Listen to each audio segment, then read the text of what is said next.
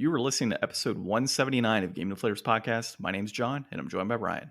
Hey, everybody. Here at the Game Deflators Podcast, we like to talk about games we've recently picked up, games we're currently playing, and no chili dogs, one watcher, Sonic 2 in this week's Inflation Deflation Challenge.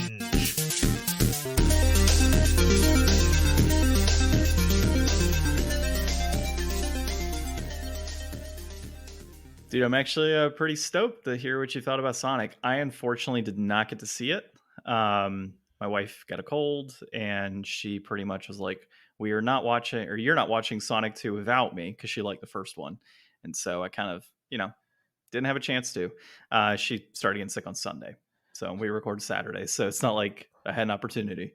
So before Yeah, we move on to anything, I just need to make a call out here, a public call out of shame. We went and saw this movie.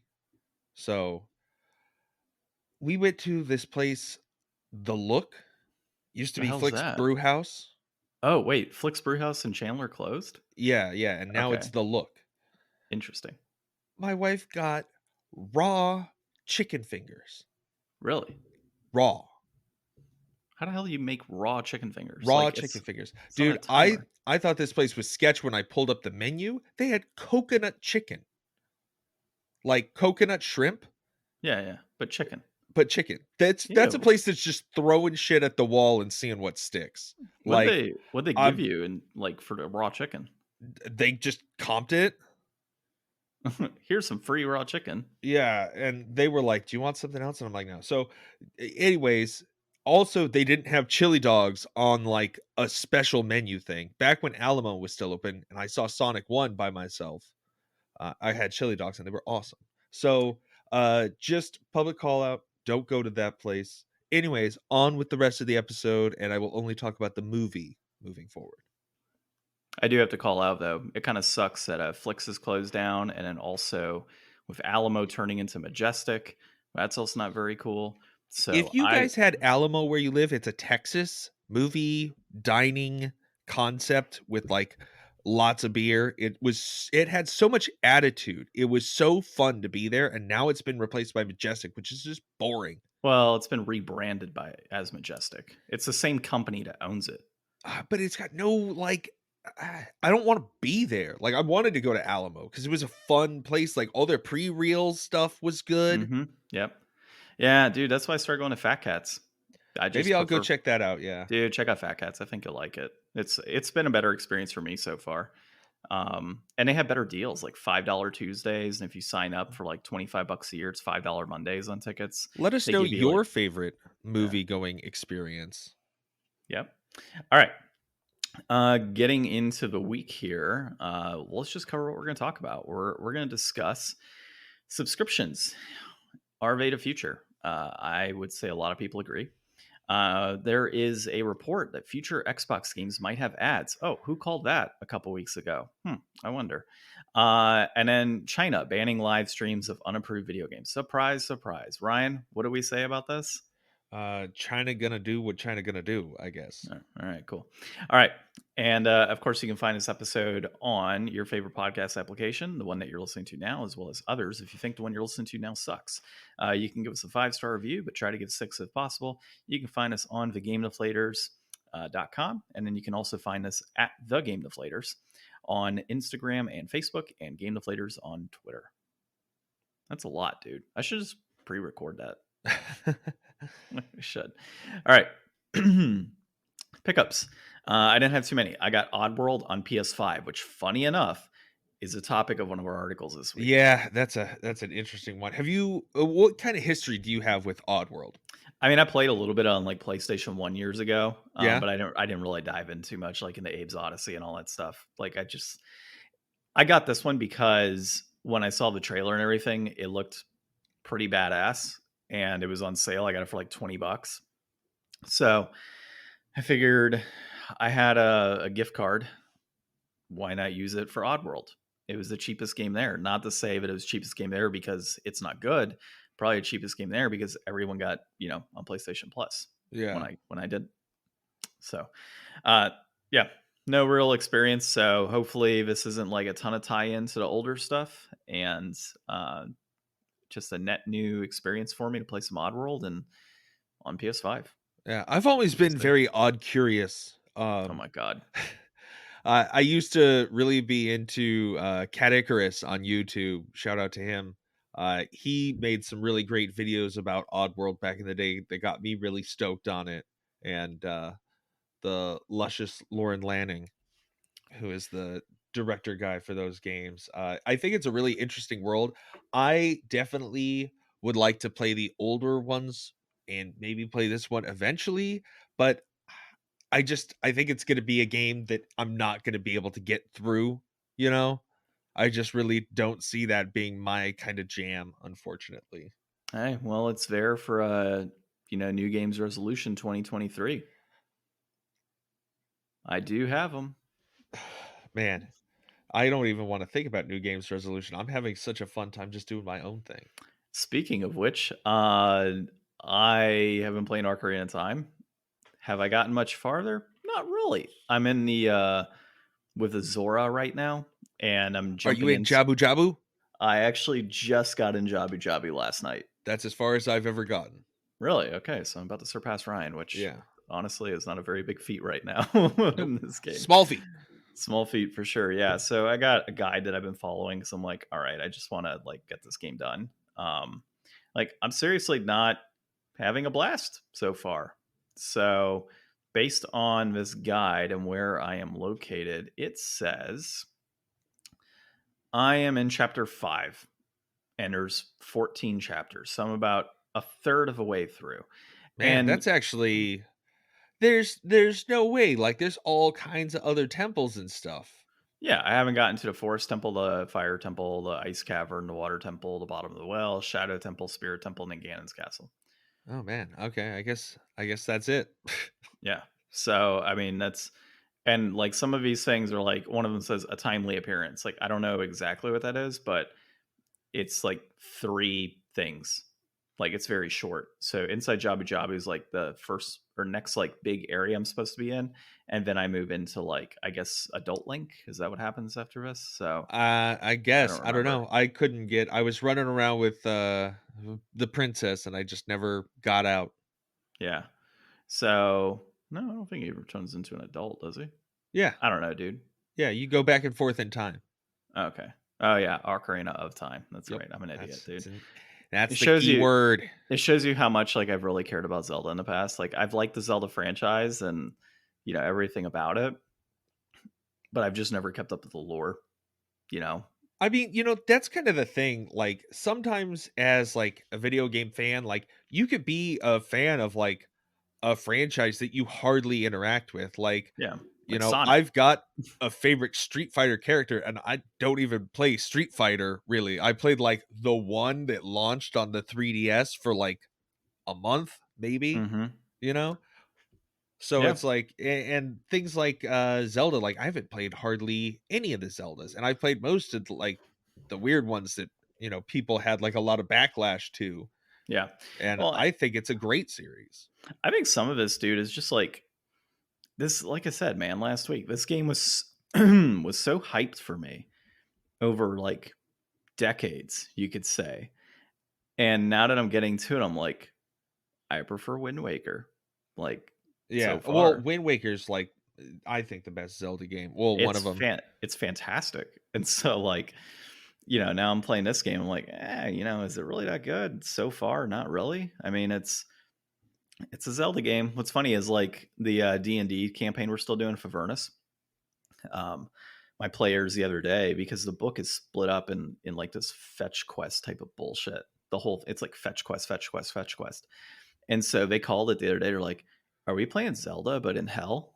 I'm like, "Well, now that I've gone through a little more of Ocarina of Time, I'm like, yeah, they might be right on their assumption.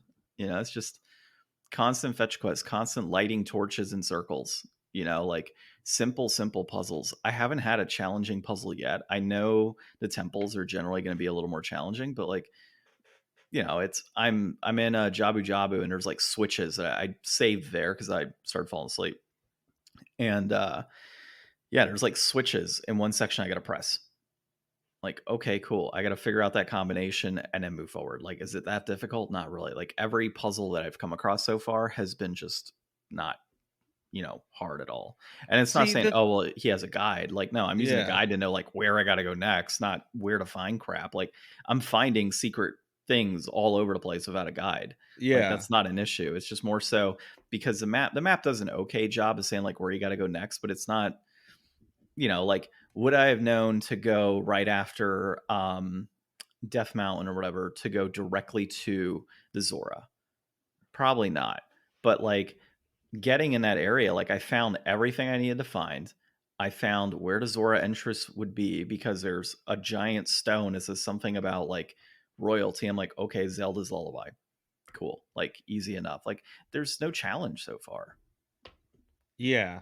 I mean, it at the time it was the first challenge just doing stuff in 3D, and we're just kind of so far beyond that. You really need to watch that Egoraptor sequelitis on this, because you're saying a lot of the same kind of vibe that he was saying.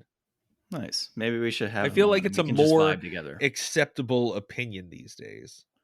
I guess. I mean, there's a lot of people like I find when Barry I comes guess I only on. talked to you about it though.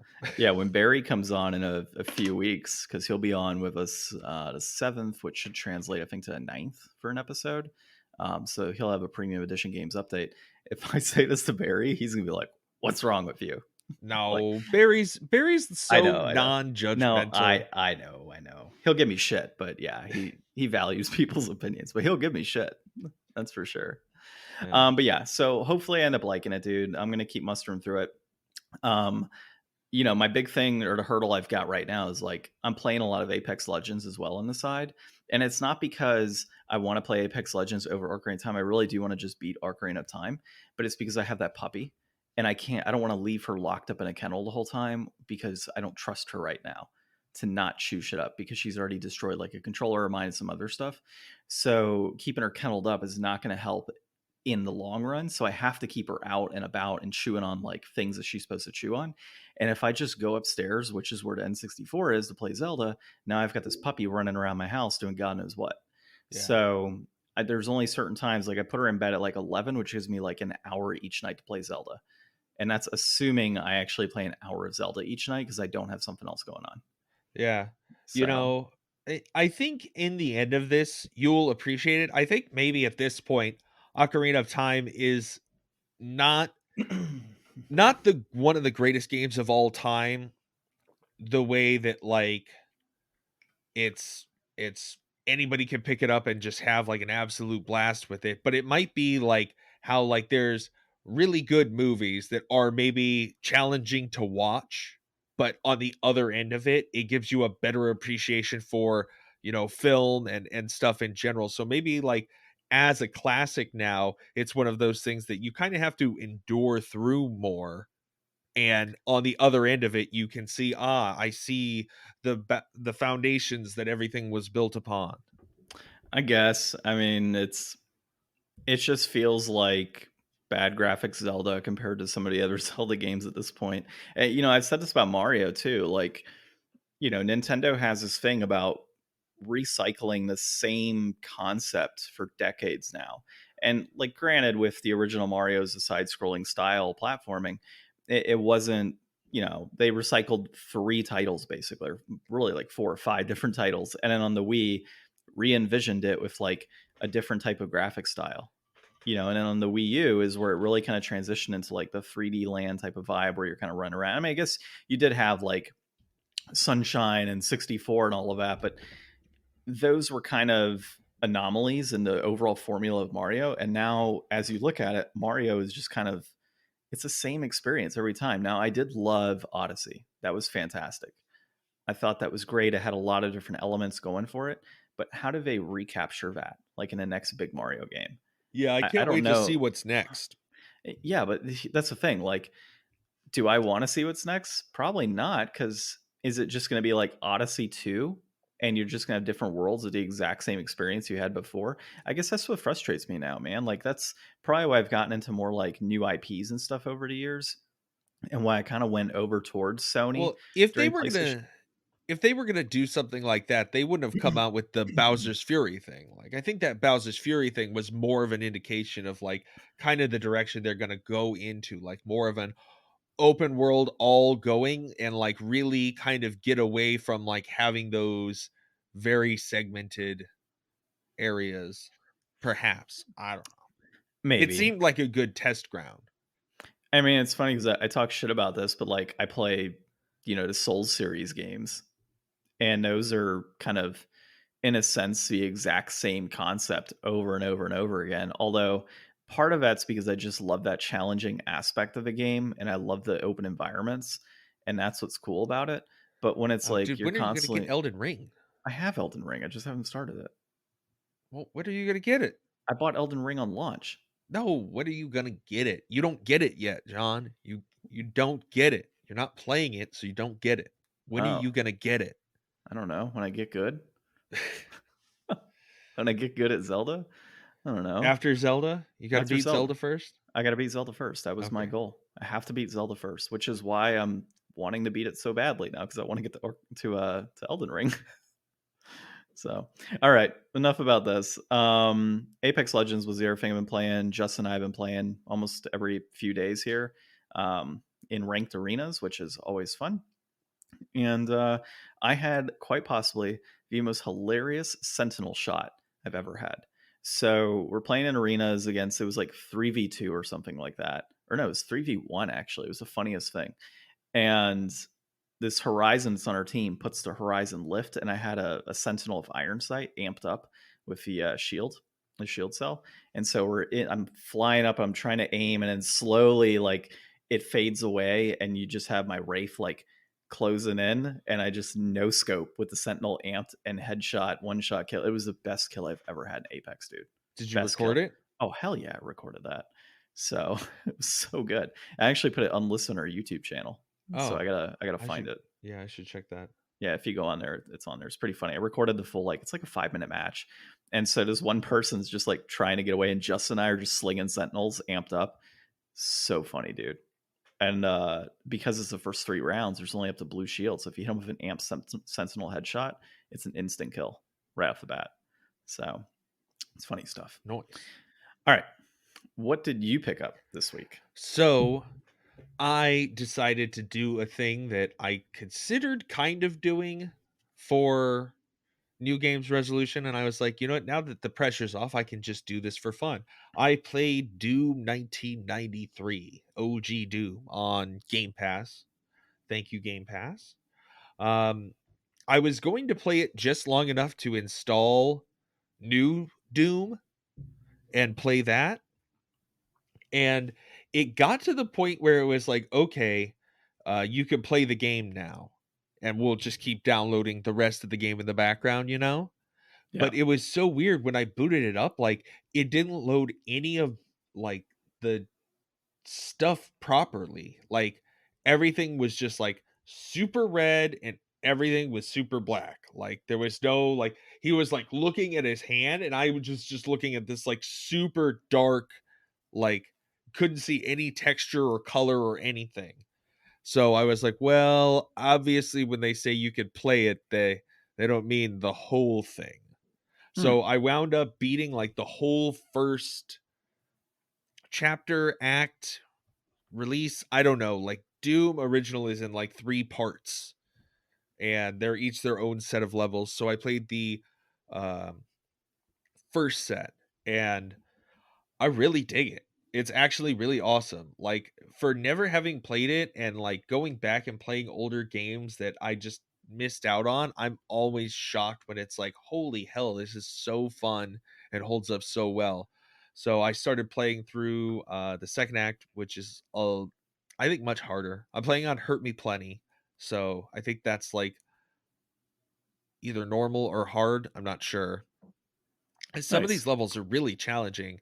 I think that I just had to restart a level and go back to the level beforehand, because once you die, you lose like all your gear. So if you Hmm. have like a bunch of good guns and stuff and then you die, you start up with just your pistol. Oh, that And I sucks. think it's like the third mission in the second act where it's like the first door on your right is this big room with tons of enemies, and all I have is a pistol with like 30 rounds.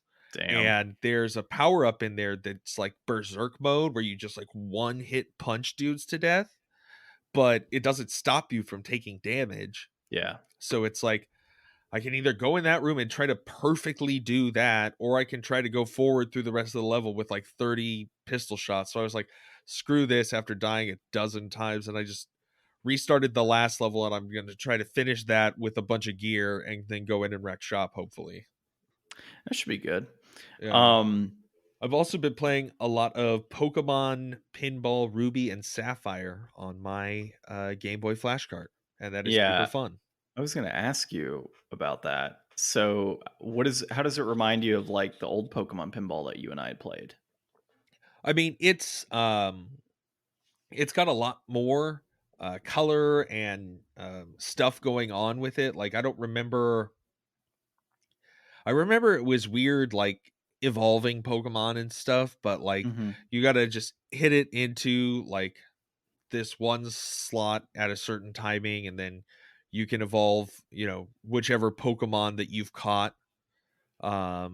There's like a system where if you hit it up through this like one zone a few times, like you'll get an egg that'll hatch. So there's different ways to get different Pokemon, like through like hatching eggs or the capture system. Um, I had a really good round last night where I actually went through like 2 bonus games.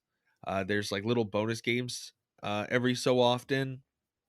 One was like a graveyard, and there were like little tombstones that if you hit, they would like stop your ball from going, and then you've got Yeah. like the funnel down at the bottom with your flappers, Yeah. and dust skulls would like Hmm. appear and start going across the street, and you had to hit all the dust skulls.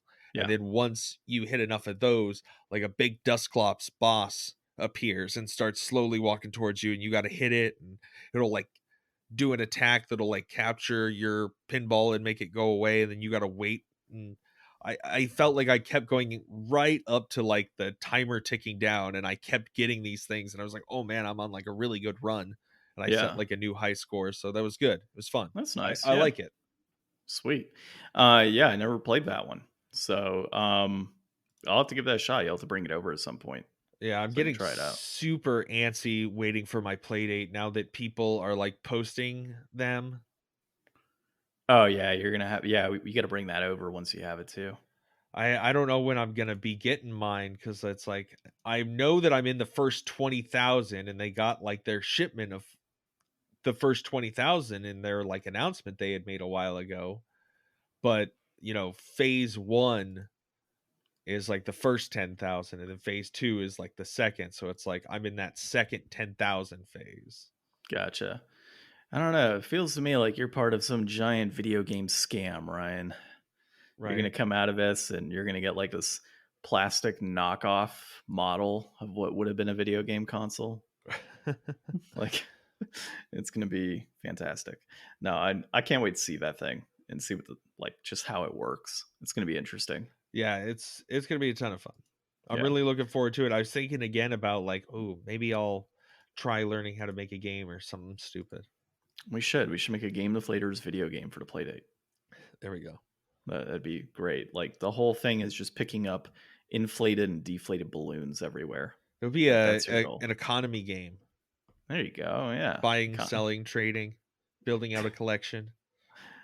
that's actually not a bad idea. We'll have to come up with like a million fake game names and like little cover arts and shit. And oh man, this one, oh no, it doesn't have the manual. And then you got to go on your computer and like hunt for a manual at a reasonable price. You stop. There's a little computer kiosk that you stop at, and you have to purchase it on eBay with credits that you gain through the game. Oh my Oh, gosh, that's how we this do it. actually sounds kind of fun. Yeah, actually, yeah. All right, we've officially copyrighted this right now. All right, let's get into our articles this week. So the first one here is subscriptions are the future, but nobody agrees on the details. It's an opinion piece, and this is through GameIndustry.biz, and it's Rob Fahey. So John, this is really, the longest article you've ever made No, me read for the no, podcast, I think. I've made you read longer articles actually, This was a long but one. this is up there. It's definitely up there, dude. Yeah, I mean, so this one kind of goes into details on subscription gaming and how, it's a lot of people think it's the future, a lot of people don't, and it dives into really Oddworld is kind of a big thing on this one, and it talks about how Oddworld specifically, a new one on PS5, Sony gave them like a lump sum of money basically, and said, "Here's a bunch of money we want to put on PlayStation Plus for free," and that's it, right? And Oddworld, the developers are like, "Oh, well, that's cool because we're only anticipating we're going to sell 100 to however many thousand units, 100,000 that is, and the money that we're being given is going to be more than what we would make if we were to have sold it physically." They were Um, also offered the money at a time where they needed funding to yeah, finish the game. So it was like not just like gonna be bonus sales, it was gonna be reaching that finish line in general. So like they had a lot riding on taking this money. they did, and I mean, and obviously releasing it physically is something that they want to do. However, putting on PlayStation Plus, they ended up seeing Sony ended up getting 4 million downloads of the game, which is far from it's like 40 times what they were anticipating in actual Yeah. physical sales of the title, which is kind of disheartening to them. And there was in this article, they don't really go into any detail as far as, uh, you know, it being an issue. Like nobody's angry at the situation. They don't feel slighted by Sony. I mean, they got the money that they felt was right. But it kind of brought up the question as far as, how is this going to look moving forward for a lot of new titles? Are you going to have companies that are like, no, we're not going to put this on there because you're going to get 4 million downloads or whatever. And we're not going to see anything of that because we're getting this lump sum of money. So it goes into the idea of like revenue sharing, whether that's, based on engagement. So if you play a game for a certain amount of time, the developer gets however much money. Is it going to be based off of actual downloads? There's components of that really haven't been brought into question, and this is, I think, one of the first times I've heard about it. But my opinion on this, by the way, is yeah, they had 4 million downloads, but how many downloads do we do on PlayStation Plus every month for games that we just don't touch? It's not like I play every single one of those games. It's not like Yeah. I will play all of those games. So while yes, there's a ton of downloads, people are just adding it to their, queue essentially because it's free Yeah. for them. Or, they're paying for the service and they're gonna get the free game on there. So and the other part I see about this, like I can understand the frustration of you're anticipating 100,000 sales and you get X amount of money, and now you see 4 million downloads, and you just think, wow, that's a lot of money I could have made because all those people were interested. But the way I see it is they get a large sum of money. If it's a critical success, then, and this could be for anybody, if it's a critical success, that many people are going to be interested in buying the next game. So what you've done is you've finished your title, you've put it out there, you've got whatever amount of money you made, you have the physical copy that's sitting in stores that's been purchased. Now there's an opportunity for you to develop the next one, get people interested to play that next title. Yeah. Like I think that's a great, way for a developer to kind of, justify doing this. Yeah, it's a very complex issue. There's a lot of different ways to look at it and, how it's going to wind up shaking down in the future.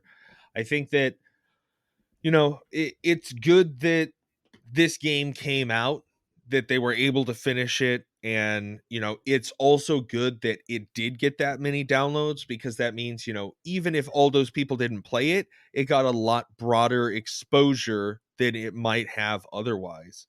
I think it makes it really challenging for studios sometimes, though. Like if they got 4 million downloads and they were only anticipating 100,000, then you know do they make a sequel? Do they make a sequel anticipating 2 million people will buy it if they don't do a PlayStation Plus deal?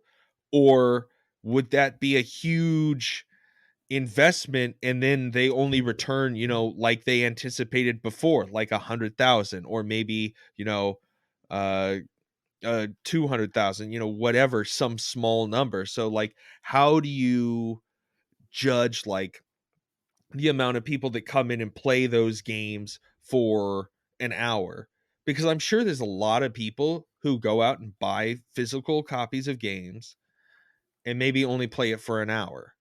I mean, I- you're still going to record that sale as a good sale, but I mean, that doesn't really give you a projection for how much engagement you're really getting from your straight regular sales either. So, like, in this future, I think maybe we need to look away from like big, long running live service games. Those make sense in that world. Small games that you could get, like, conceivably, we're a studio, we're going to make a game that is going to be a release as a live service, whatever your thing is, platform, Xbox, PlayStation Now, but we're going to do our whole budget just off of that money that you're giving us to put it on there. We're just going to churn out small, concise little games just for that. That could be a whole nother method. And then everybody who falls in the middle, where they have to try to gauge how much they're really going to get out of it, that's where you're going to get into how much are we getting paid back to us, and how much of that is going to the developers versus the publishers. Like, are the people who made Oddworld and those type of people going to be getting the money, or are the EAs of the world just going to be getting residual payments off of this stuff? So there's a whole lot that's going to go into this, and I'm already trying to trim subscription services. I'm going to go cancel my PlayStation Plus today, and if I Wait, ever want it back, I'm just going to go buy the physical, like, here's a 12-month card, because I don't want my credit cards auto renewing on this stuff anymore. oh, you actually been doing it on your credit card? I mean, it's probably on my debit card, whatever. Oh, yeah. I always just buy a Sony gift card for cheap. Yeah, so I'm gonna go and start doing that, because, like, I just really want to trim all that fat out. Like, I'm really considering, like, which services do I actually want to use and participate in, because it's becoming more of a budget. Like, how much do you want to throw at these places monthly versus the amount of time you're actually using the service. Well, that's why I like doing, a annual subscription where you just pay it all up front, because then I'm Yeah, like, all right, cool, out of sight, out of mind, it's good. And then if like in PlayStation's case, it's the I don't most have place affordable model. well, and I don't have PlayStation Plus right now. It's currently not renewed. So I mean, I've got a month where I haven't actually used it. Hmm. And unless there's a good game that comes out that I want to download, there's no sense in me, picking it up again right now. Yeah, So, and I'm not playing any of the games on there that I've and that downloaded. library will So still be there when you come back. exactly. So there's been times where I go 2, 3 months without PlayStation Plus, and then I just, whenever I see a game I like, I, you know, Hmm. purchase a Sony gift card for like $40 and go from there Yeah. and get the full year. So, yeah, I mean, I'd be interested to see how this pans out. It's going to be a long time before this pans out, because you're going to be dealing with a lot of internal politics amongst developers and publishers, and obviously Sony and Microsoft, Nintendo, and anybody else that gets into the gaming industry down the road and makes hardware or streaming services. So, I'm definitely interested. And I do like. It had mentioned the article that they were talking about high risk, high reward type of structure, which of course would have to be based off of some sort of analytics to showcase like how much engagement the game is getting. I think Hmm. that'd be a great way of doing it too. Maybe like in this case, hey, we need X amount of dollars to make like finish this game. Okay, cool. Well, you're going to have it exclusive on our console day one for however long on PlayStation Plus. So PlayStation Plus, it's a download for a month, and then we have exclusive rights for however long because we're helping you build this out. But then doing a high risk, high reward in regard to that, where, all right, well, you want more potential money based off of possible sales that could come from these downloads and engagement. Well, here it is. I would love to see that model kind of come into play, because it really just kind of tells somebody like, put your money where your mouth is, basically. Yeah. If you've got a solid title and you think that it's going to be churning out units, or churning out physical copies in store, then yeah, okay, take a high risk, high reward, structure on it. See what happens. I'd love to see that. All right. Next thing we have here is going to be the future of Xbox games, and they might have ads, texts being developed. It's such a weird Oh, title. So this is Kotaku, and it's Zach Zwiesen of Kotaku. We haven't covered him. Uh, I see your note here. I called this shit already on free-based games. So it talks about how Microsoft is openly exploring the idea of doing advertisements in its free games, in which something like in Apex Legends, you might have a billboard that has an advertisement from Samsung or some other company. I called this. I knew this was going to happen.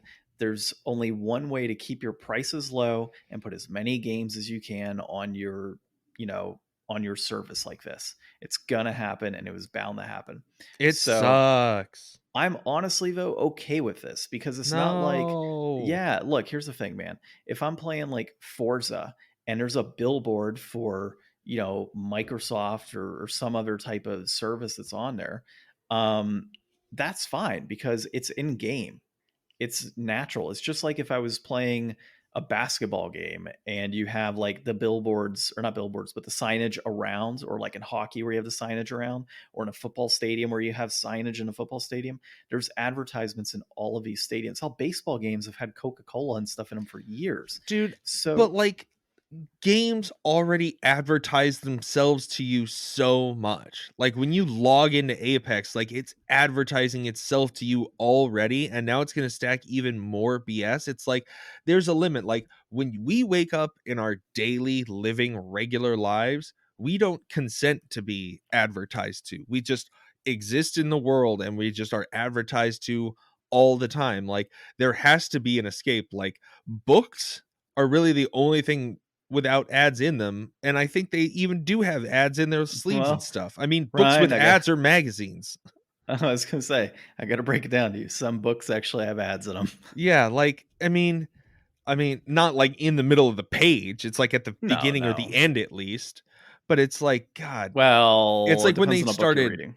they tried tried putting commercials in like a UFC game a while No, ago. but see, here's the thing: that what they're exploring right now is a non-disruption based advertising system. I don't So, care. I want to see in-game stuff that makes the world believable. The world is less believable if Samsung exists in Apex Legends. well, and that's the thing. I think they said select companies would be, and I'm not saying Apex is one of these, but like select companies would be able to do it. So, say for example, you were playing Forza, and the ad that's on a billboard while you're racing is for another video game.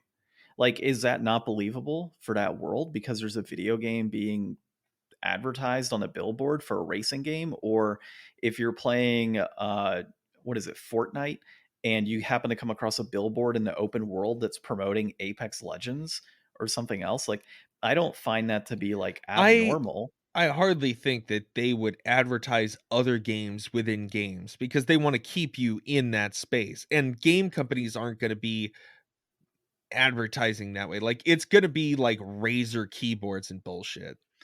Which is, I mean, but I think there's going to be a limitation to it because you have to keep a certain type of viewpoint for the end user, right? So I think that when these ads come in, they're going to have to be developed in a sense where it flows with the game and there's not a disruption. That's what Microsoft is doing this research on. So if you're playing a cell shaded game, right?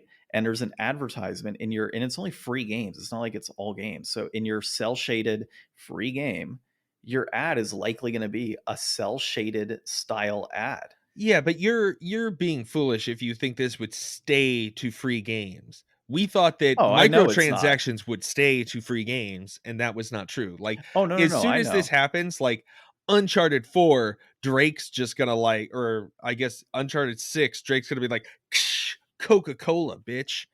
Well, I mean, dude, like if I'm sure if we played a bunch of games right now, you would see various pieces of games that have subliminal messaging in that Oh no, regard. Like, there's definitely advertising in games already, but this is going to open the floodgates and make it way worse. Like I, the more you let stuff like this become acceptable, the more they, take an inch, take a mile. Like there will be yeah, no end to it. Like the glory that has happened to absolutely crush NFTs in the last month is so amazing that people have Oh, I just know. rejected it so hard that it's crashing. Like, thank I love it. God. But I we got love to it, keep dude. it up. No, I know.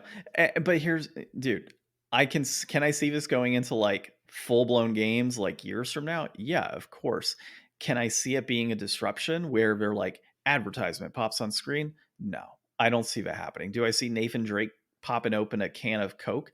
Maybe not necessarily Coca-Cola, but I can see it being a red can and white that says cola. So there's subliminal messaging tied to that. So Yeah, but you that's not recognize. advertising. Yeah, it is because you recognize the red and white coloration of a cola can to be Coca-Cola.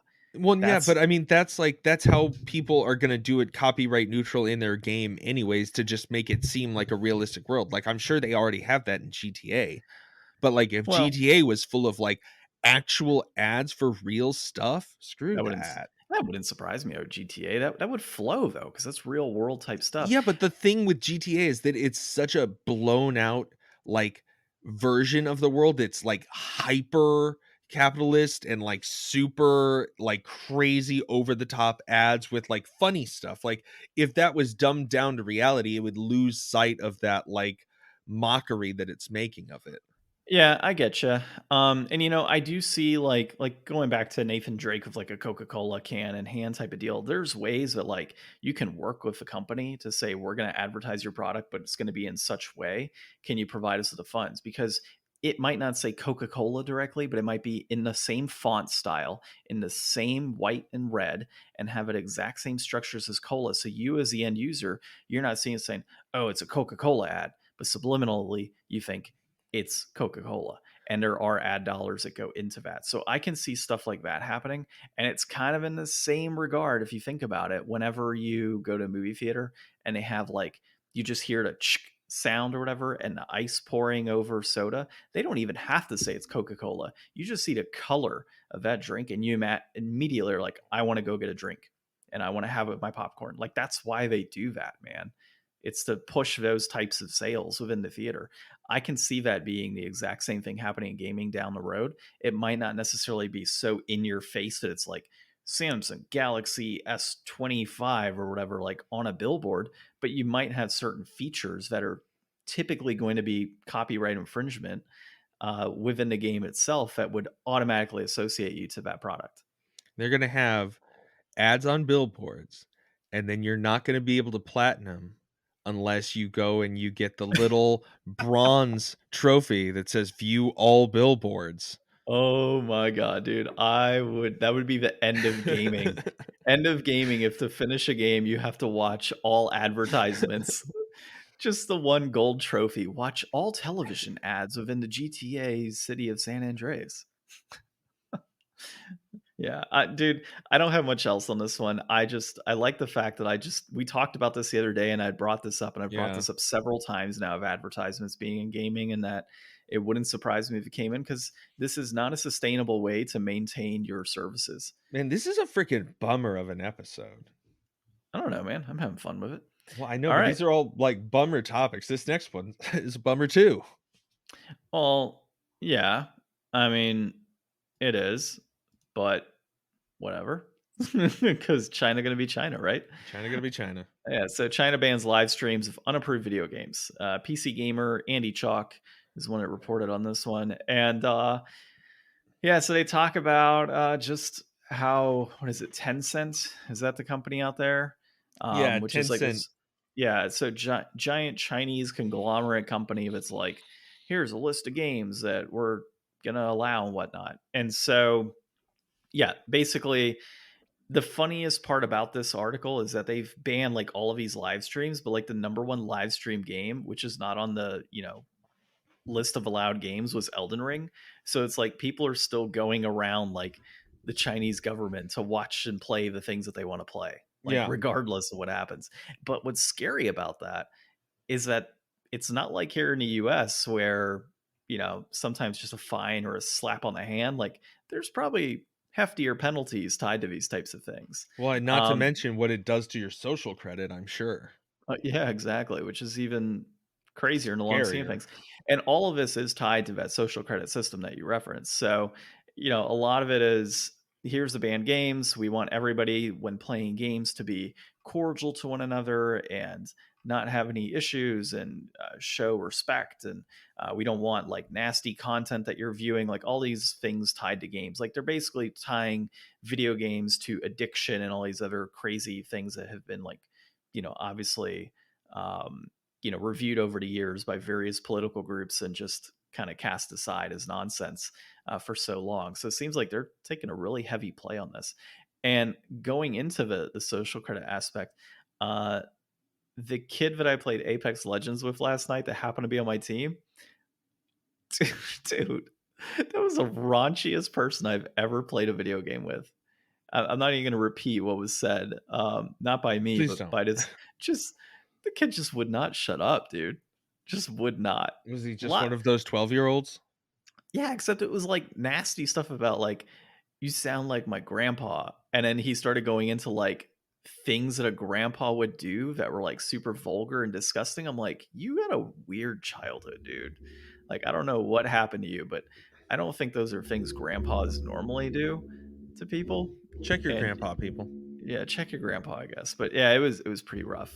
And so we ended up muting him, and the kid was like running around in circles. So we reported him for like not, playing the game with us the right way. It was pretty shitty. But Ryan, go into your thoughts here on China. China's going to China. I think that they've got such an idea for what they want to do, and they're just going to keep shutting stuff down and keep conforming and conforming and conforming and shave off all those edges, and you'll have a nice round China one day.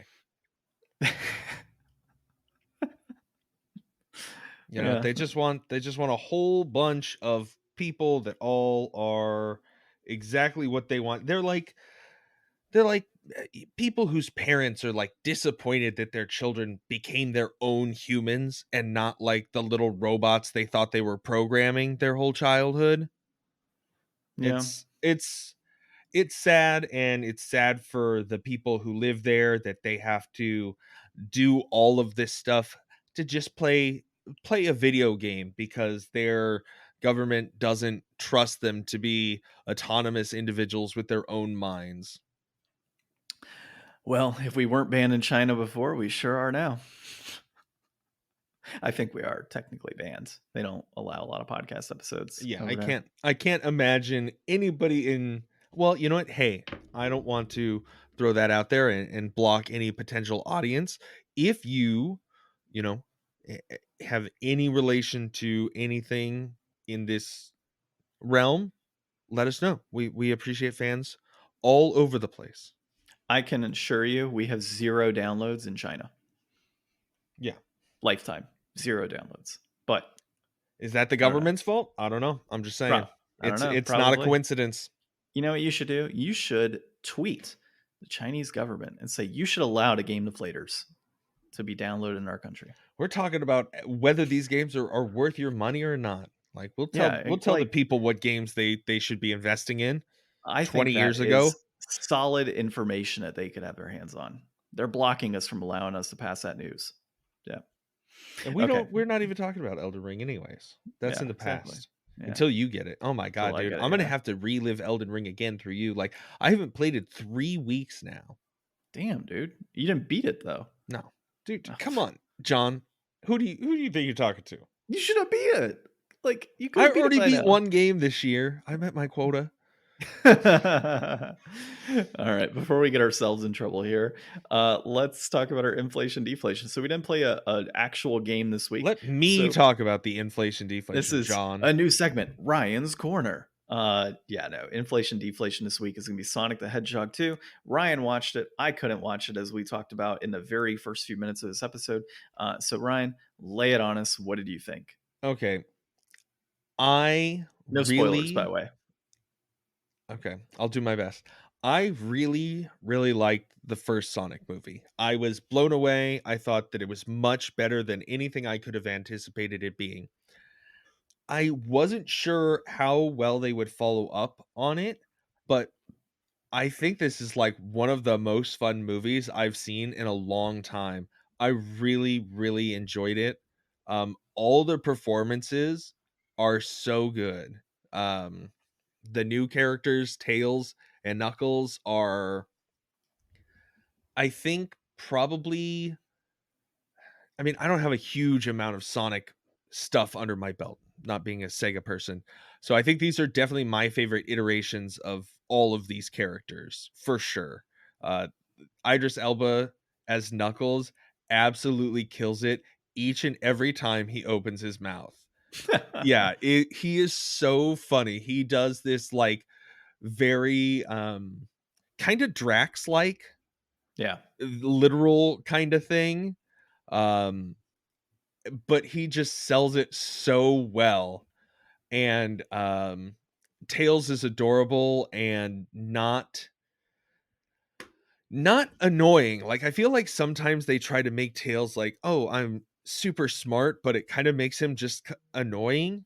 I feel like this one comes across a lot more endearing, and um I really like the dynamic of them together. Sonic himself, still amazing. I think that the movie goes on in a great way. Like, there's a point at the movie where I thought that we were at like right near at the apex. And then there was quite a bit of movie after that, and it was like an even better bit. And I had recently just seen, like for comparison. So I recently just seen um Return of the Jedi. I'm going to throw out like a little bit of a disclaimer so nobody flames me for this, because I know that that's a lot of people's favorite Star Wars. But like, after Jabba and before like the end part, like it kind of dips in the middle and slows down a little bit. So I was expecting it to be kind of one of those valleys, but like in Sonic it really went through that, and like the middle really holds up compared to how good I thought like the beginning and the end were. Um I'm really speaking very general BS here since you said no spoilers. What? I I don't mean, know. it You got any it's. questions? I mean, I guess you said Tails is not, I guess character involvement. So like how So here, maybe I can give a how little long synopsis without. how long is Knuckles in it? You know, like at what point does he come in? And you don't have to say like Okay, so exactly when, but like how out of like 2 hours, how much is he actually on screen? And like the same with Tails. Is it like we're gonna tease Tails for this whole thing and Knuckles and they're only gonna show up in like the last 30 minutes of the movie type of deal, or are they pretty fleshed out throughout the movie? so they've got some depth to them. They both have some flashbacks. Um Okay, cool. there to let you know how they arrived. So their presence in the world is very different um than what you might expect, just because they kind of, I don't know.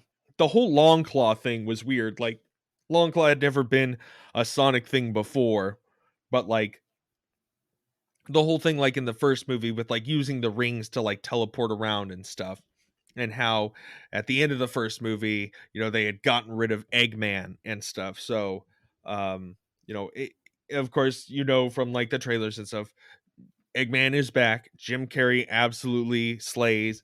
He, is teamed up with Knuckles very early on in the movie, and then act as a very good duo um on their half of the movie.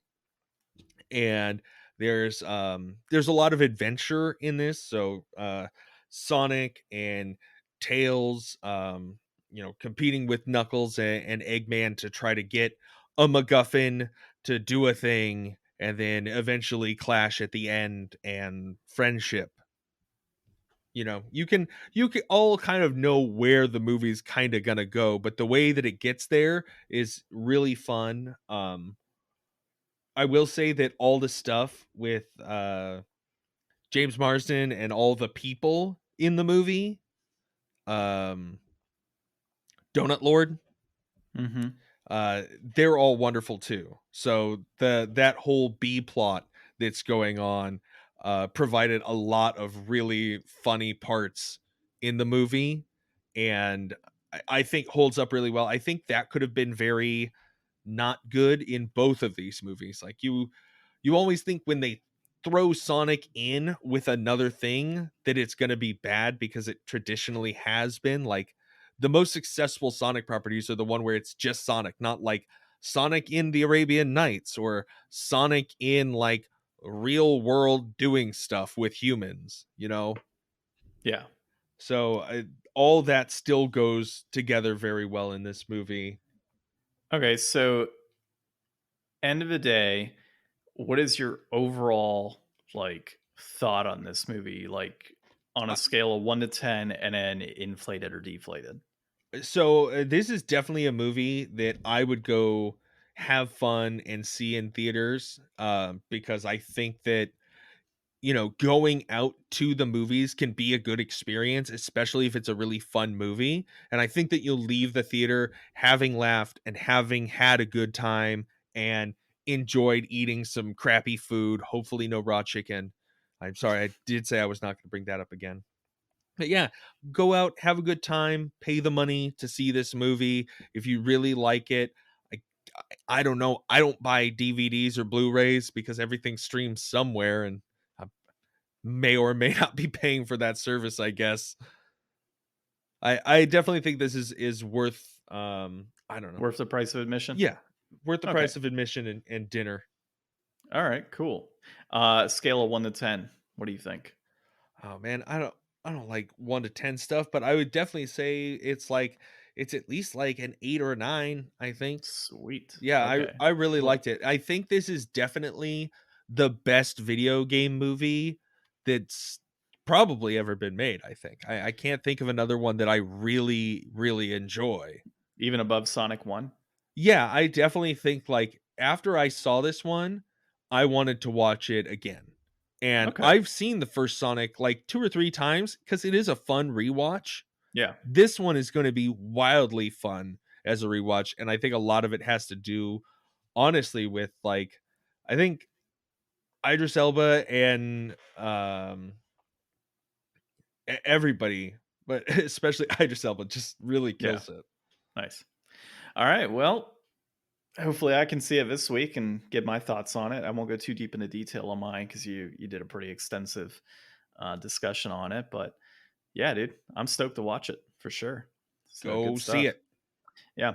I don't know what we're playing next week. We'll figure that out. Maybe we'll play a Sonic game. Maybe we'll play Oddworld. Who knows? We'll have Who to knows?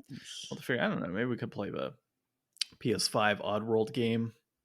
You know, Mm. see how that goes. I don't know if it's 1 or 2 player. I haven't checked yet, but probably just one. Will, all of that said, man, this has been episode 179 of the Game Deflators Podcast. My name's John, I'm Ryan. and thanks for listening.